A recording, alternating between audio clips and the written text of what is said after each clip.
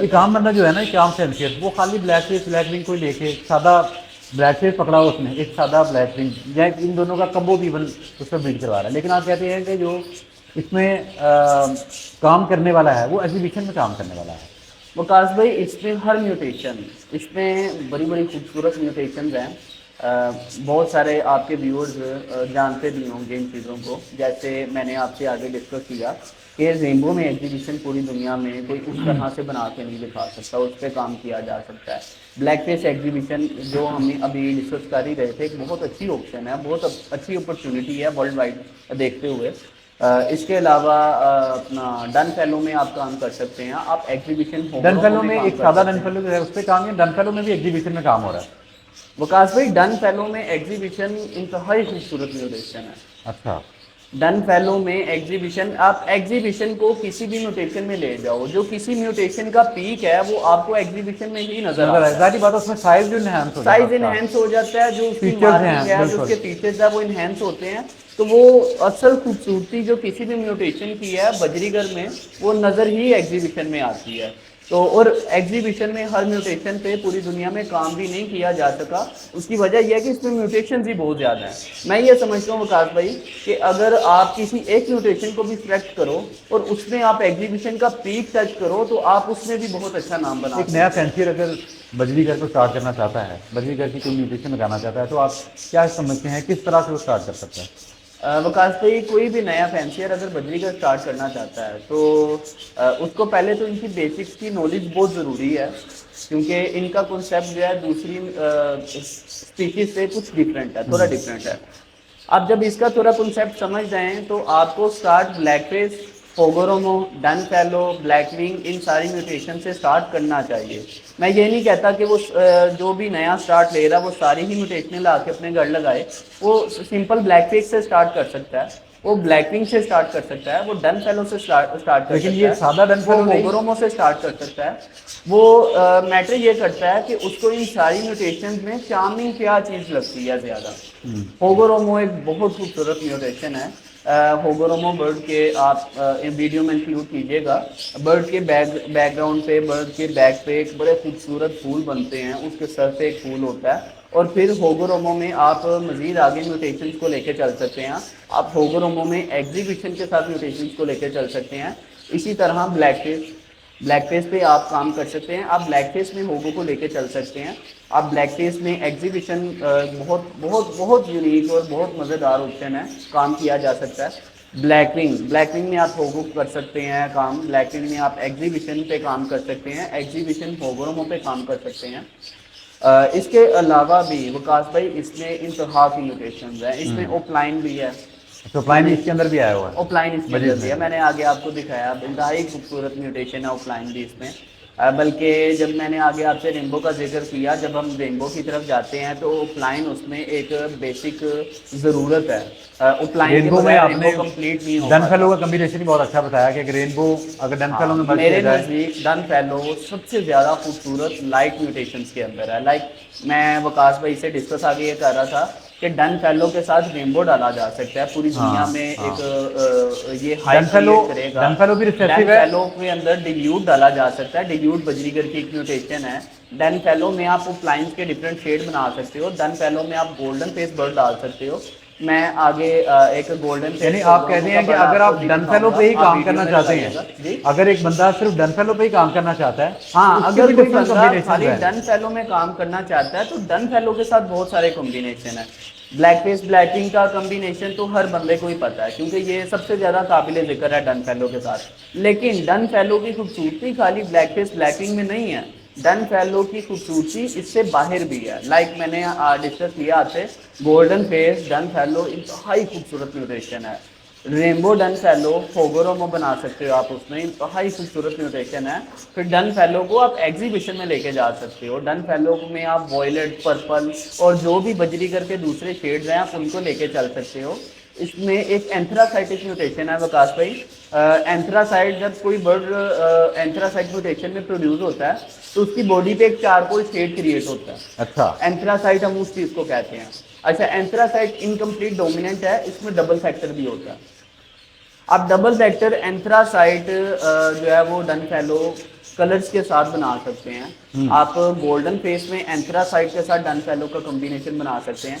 यानी ये डिस्कशन इतनी ज़्यादा है कि मैं आज वकास भाई से डिस्कस कर रहा था कि एक वीडियो इस सारी चीज़ को डिस्कस करने के लिए काफ़ी नहीं है, इसके लिए मल्टीपल वीडियोस चाहिए कि जो और वैसे भी सारी अगर चीज़ों कोई को एक-एक करके नया इस पे व्यूअर डिस्कस है किया मेरी जाए। तरह जिसको इतना म्यूटेशन का भी नहीं पता, तो उसके शायद बातें भी ऊपर से गुजर रही हैं। हाँ, ऐसे तो ही है। विजुअली जब बर्ड को देखेगा फिर ही उसमें अंडरस्टैंडिंग होती है। कुछ बर्ड देखेंगे, कुछ उस म्यूटेशन की जो खूबसूरती है, उस म्यूटेशन से जो रिलेटेड उस म्यूटेशन की जो आइडेंटिटी है, जो फैक्टर्स इंक्लूड होते हैं किसी म्यूटेशन को समझने के लिए, वो सारी चीज़ें सीख के बंदा आहिस्ता आहिस्ता स्टेप बाय आपके स्टेप शेड में इस वक्त हायर एंड क्या ब्रीड हो रहा है?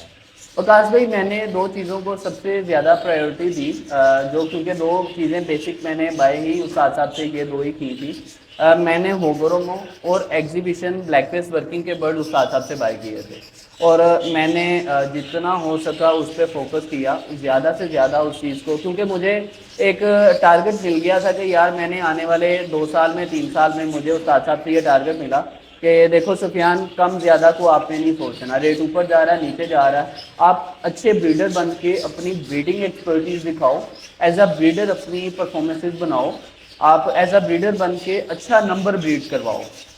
जब आपके पास अच्छे नंबर में, इतने नंबर में बर्ड आएगा तो फिर बात करेंगे कि हाँ अब बेचना कहाँ पे है। और बेचने के वाले से भी आगे वकास भाई ने मुझसे डिस्कस किया, तो मैं वकास भाई से यही बात कर रहा था कि वकास भाई भी मुझे फेसबुक से मिले। मैंने वकास भाई को कहा कि देखें वकास भाई, आज के दौर में तो बेचना उतना बड़ा मसला है ही नहीं। आपने अपने बर्ड की बेस्ट पिक्चर, एक खूबसूरत सा बैकग्राउंड, एक खूबसूरत से किसी केज में अपने बर्ड की बेस्ट कंडीशन में पिक्चर बनानी है, और ज़्यादा से ज़्यादा उसको आपने एडवर्टाइज़ करना है। वो आप व्हाट्सएप के ज़रिए कर सकते हैं, वो आप फेसबुक के ज़रिए कर सकते हैं, वो आप इंस्टाग्राम के ज़रिए कर सकते हैं। आपके पास मल्टीपल ऑप्शंस हैं। आपने उसको ज़्यादा से ज़्यादा लोगों तक उसकी रेंज पहुंचानी है। जब आपको आपके लाइक ब्रीडर बायर मिल जाए, वो बायर जिसको उस चीज़ की ज़रूरत थी जो आप सेल कर रहे हैं, तो वो आपको अच्छे पैसे दे के आपसे वो चीज़ बाय करेगा, वो चाहे एग्रीकल्चर इंडस्ट्री में कोई भी वैरायटी है। वकास भाई, जितना ज़रूरी बर्ड को ब्रीड करवाना, उतना ज़रूरी ये भी है कि आप अपने बर्ड को सोशल मीडिया पे एडवर्टाइज करो। सुफियान भाई, आज अगर हम बात करें ना, तो कोई भी ब्रीडर है, कोई भी परिंदा जो है वो बंदा ब्रीड करवा रहा है, परेशान आज वही है जिसकी फेस वैल्यू नहीं थी, जिसने अपना बर्ड किसी जगह पे किसी प्लेटफॉर्म में प्रेजेंट ही नहीं किया, जिसको लोग जानते नहीं हैं, वकास भाई, उसको बर्ड यहाँ बेचने पे में ना दो दिक्कत है। फैक्टर्स इंक्लूड हैं। एक तो ये वकास भाई, फेस वैल्यू ना किसी इंसान की तब भी बनती है जब वो अच्छी चीज़ें ब्रीड करवाता है, अच्छे कैलिबर के अच्छे फीचर्स वाले बर्ड ब्रीड करवाता है। देखो, इंसान की या किसी बंदे की वैल्यू तब तक किया जब तक उसके पास अच्छे बर्ड हैं। जब उसके पास वो बर्ड ना रहे, आज वो बंदा वो बर्ड क्लोज कर दे, 2 4 5 महीनों तक लोग उसे भूल जाएंगे। सही है। आप अपनी फील्ड में उसी बंदे को बड़ा बंदा समझोगे, उसी बंदे को बड़ा ब्रीडर समझोगे जिसके पास अच्छे कैलिबर के अच्छे लेवल के बर्ड होंगे। अगर कोई बंदा चाहता है कि उसकी फेस वैल्यू बने, अगर कोई बंदा चाहता है कि वो बड़े ब्रीडर्स में अपना नाम शुमार करे, तो वो उतनी मेहनत करे, उतने अच्छे बर्ड, उतने अच्छे फीचर वाले बर्ड ब्रीड करवाए, उसकी भी उसी तरह वैल्यू बन जाएगी। अच्छे बर्ड ब्रीड करवाए, अच्छी एडवर्टाइजमेंट करे, और ज्यादा टाइम उसे नहीं लगेगा कि वो भी बड़े ब्रीडर्स में नाम अपना शुमार करे। सुफियान भाई ने बड़ी अच्छी बात की, आप जिस मर्जी फील्ड में है, जो मर्जी आप बर्ड ब्रीड करवा रहे हैं, लेकिन अगर आप क्वालिटी पे उसके, जिस तरह से ये एग्जीबिशन पे काम कर रहे हैं, साइज को एनहेंस कर रहे हैं, तो अगर इस तरह की क्वालिटी चीज़ आप प्रोड्यूस करेंगे तो आपका नाम ऑटोमेटिकली बनेगा। बल्कि इवन वकास भाई, इंटरनेशनल मार्केट में एग्रीकल्चर इंडस्ट्री बहुत तेज़ी से फ़रोग पा रही है। हाँ। और यही वजह है कि इंटरनेशनल मार्केट में आप देखेंगे आने वाले साल में कि पाकिस्तान बहुत अच्छा स्कोप बनाएगा अपना। उसकी बेसिक वजह ये है कि पाकिस्तान ब्लैक फेस में ऑलरेडी दूसरी दुनिया से बहुत आगे है। जैसे मैंने आपको बताया कि ये हमारे लिए बहुत बड़ा प्राउड मोमेंट है कि हमारे पाकिस्तान में से एक बंदा है जिसके पास पूरी दुनिया में सबसे बड़े फेस की एग्जीबिशन ब्लैक फेस पड़े हुए हैं। तो इट्स एन ऑनर, हमारे लिए बड़ी इज्जत की बात है ये कि हमारे पाकिस्तान में से कोई बंदा इस लेवल पे काम कर रहा है। आप इमेजिन करें वकास भाई कि ये एक बंदा अगर 40 50 100 बंदे में मल्टीप्लाई हो जाए, हमारे पास इतना बड़ा नंबर हो कि जब हमें कोई स्पोर्ट से बड़ा ऑर्डर आए, हमें कोई 500 1000 पीस का ऑर्डर आए तो हम पूरा कर सकें। लाइक इजिप्शियंस की स्ट्रेटेजी, मैंने आगे हाँ। आपसे इजिप्शियंस के बारे में जिक्र किया। बजीगर में इजिप्शियंस ने बहुत अच्छे पैसे बनाए। वो कैसे बनाए? उन लोगों ने मिल के काम किया। उन लोगों ने ब्लैक फेस होगो पे काम किया, डबल ब्लैक होगो पे काम किया, ब्लैक फेस ब्लैकिंग होगो जिसे हम कहते हैं। और इसको उन्होंने मिल के उन्होंने इस चीज़ को पूरी दुनिया में फैलाया, एक दूसरे को एडवर्टाइज किया, एक ग्रुप्स में लोगों के साथ डील किया। जब भी उनके पास कोई कस्टमर जाता था वो एज अ ग्रुप उसको डील करते थे, एज अ पर्सन डील नहीं करते थे। हमें चाहिए कि हम लोग मिलके एज अ ग्रुप काम करें, अच्छी चीज़ों पे काम करें, उन चीज़ों पे काम करें जिसकी इंटरनेशनल मार्केट में डिमांड है। हमें पाकिस्तान में जो चीज़ें लोगों को देनी है, इसके अलावा हमने देखे हैं बकास भाई, पाकिस्तान में लोग चीज़ें खरीदेंगे, पाकिस्तान में खरीद के ब्रीड करवाएंगे, वो सारे लोग पैसे तब बना पाएंगे जब हर बंदा जो ब्रीड करवा रहा है वो आगे सेल अच्छी कर पाएगा। और इस चीज़ को अवेल लेकिन हम वो तब भी आपने कर बताया कि पाएंगे अगर जब बर्ड हम इंटरनेशनल मार्केट में अपनी फेस वैल्यू बना लेंगे।